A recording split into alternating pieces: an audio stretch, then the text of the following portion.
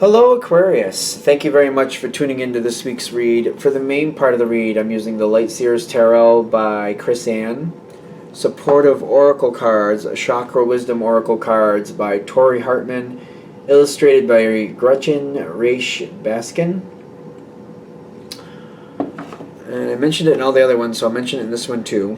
If you look up the creators, sometimes you can find websites that they have. I looked up Stacey DeMarco like a month ago, and I think I found her page, and she linked to this main page that she has a lot of cards on, a lot of decks on, and there was a lot of other authors like her, a lot of other creators, I should say. It was a rabbit hole. If you're a card enthusiast, you might want to do that, or if you know somebody who is, maybe you want to further that information on to them. I'm just saying, it was worth it. I had a lot of fun with it. Probably spent a few hours, perusing through decks. It was kind of nice.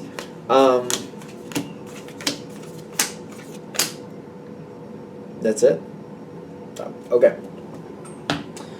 Alright, so what do we have for Aquarius? Starting off,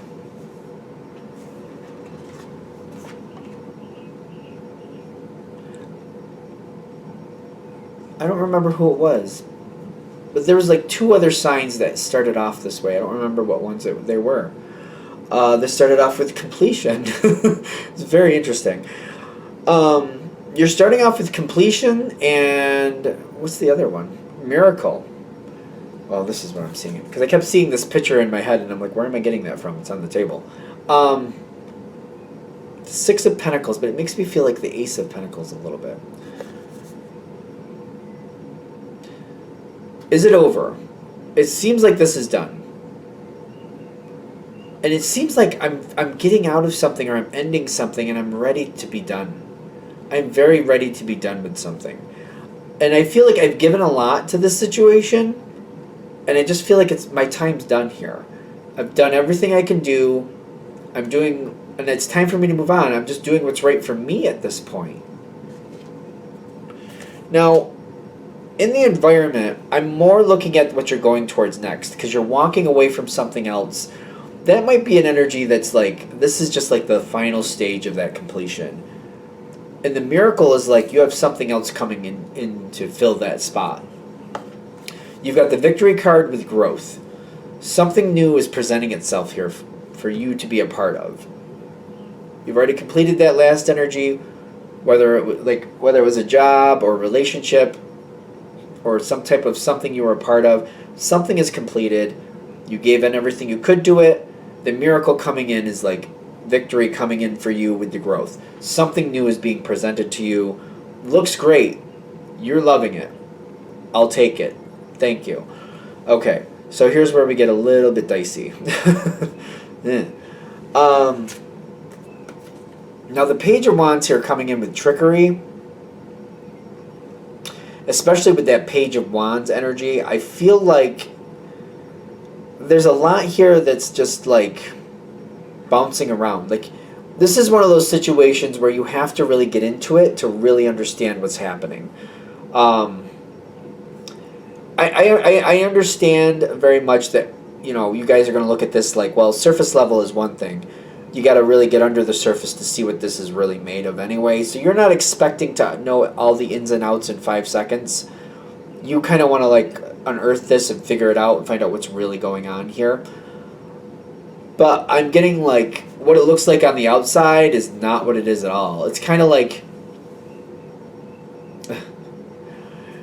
I saw this online, so I'm going to use this analogy because it's popping into my head. It's kind of like, they called it a Thanksgiving cake, and it was made with meat and mashed potatoes, and I think there was some cranberry sauce in there or whatever, and there was like some type of vegetables in there.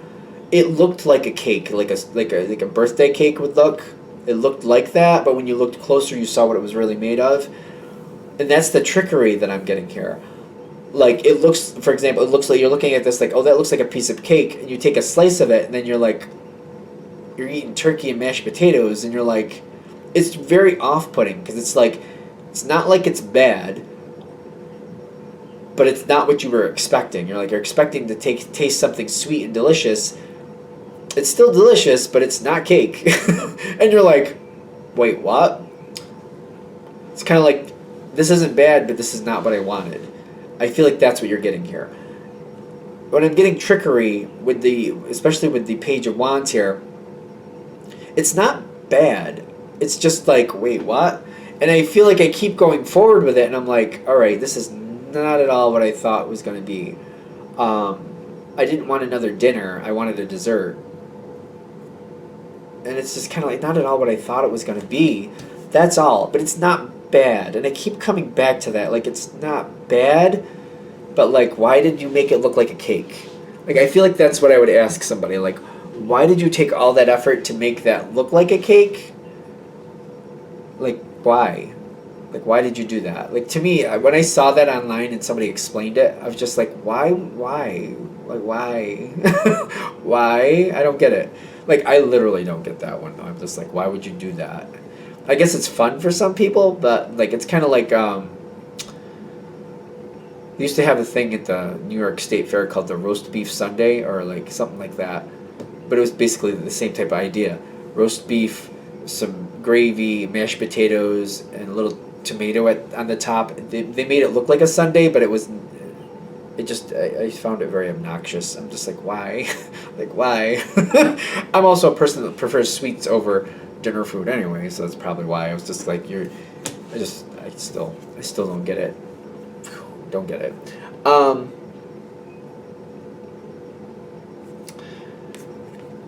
The Knight of... No, the King. It's the King, isn't it? Yeah. The King of Swords coming forward.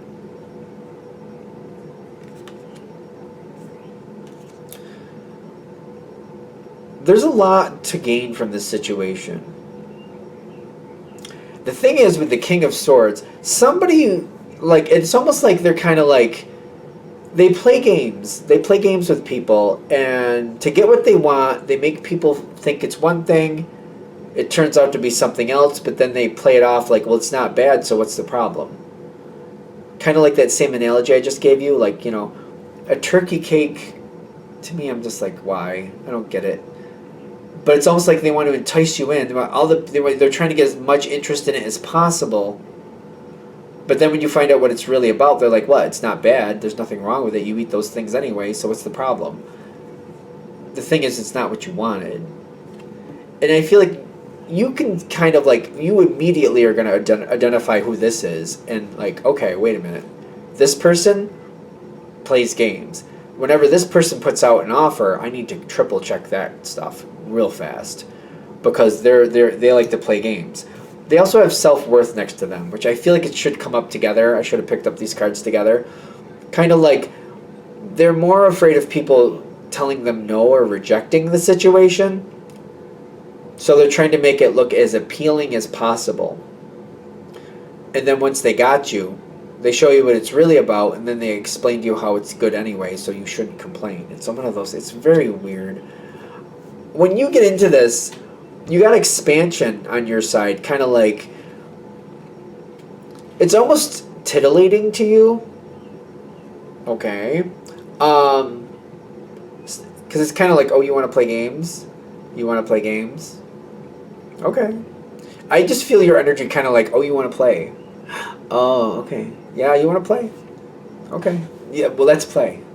Let's play. And I almost feel like you're almost like a little bit, like, it's kind of like you're a little bit almost aggravated, but you're like, you know what, instead of being aggravated, maybe I could just get even.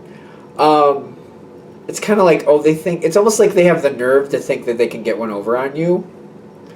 So you're like, I'll show you who's better at this game.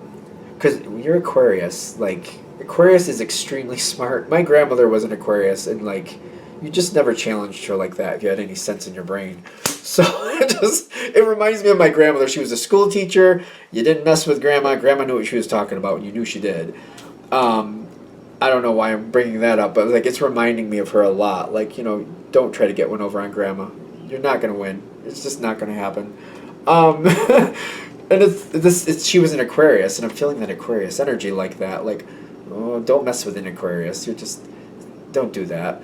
Not that this person realized that they were doing that at all. They weren't adding that factor in, but like, they're going to realize the hard way, because they got judgment coming up. I've got forgiveness and instinct. Like, I think this person's going to learn that harsh lesson. Like, be careful who you trick. Be careful who you play with. And I think you're going to teach them that lesson, because judgment, like, technically it goes in your favor and their favor, because I feel like you're going to turn the tables on this person at some point. And I think it's going to be a harsh lesson for them that they need to stop playing those games. Forgiveness is coming in here. I feel like especially when they realize they're dealing with somebody who's either you're going to match their energy or you're going to oversee it. One of the two. You're going to either match it or do better. It's one of the two. Because they might have that Aquarius energy too. Some people do. Not for nothing. There's not only one Aquarius in the whole world. You know that. So they're either going to match your energy or you're going to one-up them. It's one of the two. And I feel like you're going to show them, like, hey, you don't want to come at this like this. You don't want to, like, make people think they're going to get a dessert, and then they end up with, like, a savory dish. Like, you don't want to do that. You don't want to do that. This is helping them. You might actually make a friend out of this. I don't know. If they can match your energy, you might make a friend out of this. You also might enlighten them about, certain things, certain ways they want to, like, update how they handle certain things. Because I'm noticing workaholic on your side, but I'm feeling like a friendship energy here. And I feel like you're debunking what this person does, and you can call them out before they can't get very far before you'll call them out. They start playing a game and you're just like, I see what you're doing. I don't know who you think you're fooling. It's definitely not me. I see you. I see what you're doing. And I feel like you might have a couple of words of wisdom, kind of like, before you do that, how about you don't? And I feel like you might tell this person that every now and then. Like, I know you think you're having fun, but I think you're heading for a cliff. Maybe you want to reposition what you're doing there. But it's one of those things where you might actually make a friend out of this person, because they respect how you see things, because you're always, like, able to catch them before they get very far. And it kind of pulls them back into reality before you go crazy and start, doing things a little bit off the wall here and causing problems nobody needs. How about you don't? How about you just kind of pull it back and we try to make something work out that should? Don't pull people in who want dessert and then offer them dinner, because they aren't going to like that, and then you're going to have cranky people on your hands, and why would you want to do that? I feel like you're giving this person words of wisdom, and I keep feeling like you might be making a friend. You have to help this person, like, turn around their perception. They have the Ten of Swords. And I feel like you have to, like, help them see, like, they're creating a Ten of Swords moment. By pulling somebody in and making them think they have one thing, and then switching it around, and then trying to convince them that they should be thankful that they have what they have, they're creating their own Ten of Swords moment. Ten of Swords is not fun. It's devastation. Things go bad for this person a lot. And I have a feeling, whatever the situation is, you got involved with them, it's not just this situation. It's a lot of other things they do this with in life. Again, I think you're going to become a friend of this person. I think you are. And you're going to, like, really educate them. Kind of like, if you keep setting people up that way, you're ticking them off. And that's why you keep ending up with this horrible outcome. And I feel like you have to keep telling them, like, it's to try to figure out what somebody's really thinking and having fun with conversation is one thing, but to set people up and make them think they're getting one thing and they end up with another, like, you don't want to bring somebody in and say, you don't want to lure people in who are looking for sports cars and then give them, like, Winnebago, and then try to convince them they should be thankful for the Winnebago. I don't even know what a Winnebago really is. I need a better analogy. You don't want to lure people in looking for sports cars and then sell them a truck. Those are two different things. People who like sports cars like to go fast. They like sports cars. They're very into sports cars. People who like trucks, they usually like to move things, or they have reasons for those trucks. They have purpose. They have a purpose for that truck usually. If you want somebody to buy your truck, don't lure people in looking for a sports car. That's foolish. You're asking for problems. You're just ticking off the people looking for the sports car because they're not going to get one here. How about you attract the people looking for the truck? How about we do that? And I feel like you're just kind of bringing in something where you're looking at this like, isn't this obvious? You might even be thinking to yourself, did this person get dropped on their head a lot as a kid? Because, like, they're making choices, they're luring people in, and you're like, why are you doing that? I keep getting that. You keep looking at this person like, why? Why get people who want sports cars to come into your dealership if all you have is trucks? I just feel like I need to use a different analogy. Maybe it'll make better sense. Like, don't lure people in who want sports cars to a place where you only sell trucks. Attract the people who want trucks. Like, come on. Like, and I feel like you might think there's something wrong with this person. You might be like, I don't know. They might have, like, I think they're missing a whole suit from this deck of cards. A whole suit. Because that ain't right. Again, I think you're becoming friends with this person. It's just kind of, it's almost like you sort of feel bad for them. You're like, isn't this obvious? Don't do that. You have all this, they can play these games.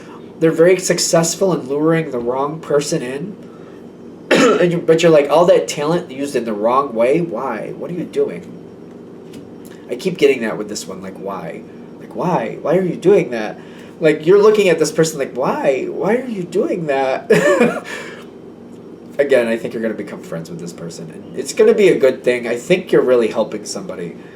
But I don't know. I don't know if the elevator is just missing from this building or what. But that's different. That is different. I don't even know what to say about that.